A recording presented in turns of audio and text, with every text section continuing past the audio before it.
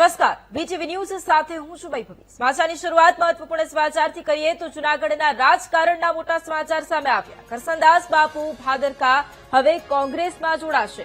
અમિત ચાવડા અને મુકુલ વાસનિક સાથે તેમણે મુલાકાત કરી છે। મુલાકાત બાદ કરસનદાસ બાપુ ભાદરકાના ફોટો છે તે પણ વાયરલ થયા છે। છેલ્લા કેટલાક સમયથી તેઓ આમ આદમી પાર્ટીથી નારાજ હતા। વાયરલ પોસ્ટમાં આજે કોંગ્રેસમાં તેઓ જોડાશે તેમ ઉલ્લેખ કરાયો છે। એક તરફ સ્થાનિક સ્વરાજ્યની ચૂંટણીના પડઘમ પહેલા ભારે ઉથલપાથલનો આ માહોલ જોવા મળ્યો છે અને આજ મુદ્દે સંવાદદાતા જય ફોન લાઈન પર છે। જય, જૂનાગઢના રાજકારણમાં એક તરફ હડકંપ, કારણ કે કરસનદાસ બાપુ કે જે હવે આમ આદમી પાર્ટીનો સાથ છોડી અને કોંગ્રેસમાં જોડાવાની તૈયારી કરી રહ્યા છે, શું જાણકારી?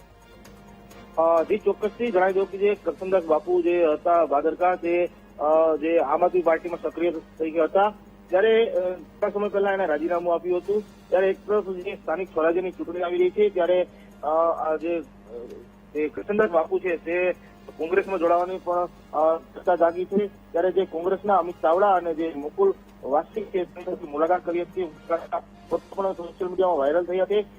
વાયરલ પોસ્ટમાં આજે કોંગ્રેસમાં જોડાયા છે તેવી શક્યતા પણ જોવા મળી રહી છે। જ્યારે સ્થાનિક ચૂંટણી જે આવી રહી છે તેને લઈ ઉથલપાથલ પણ જોવા મળશે। જી બિલકુલ, આભાર જય તમામ જાણકારી માટે।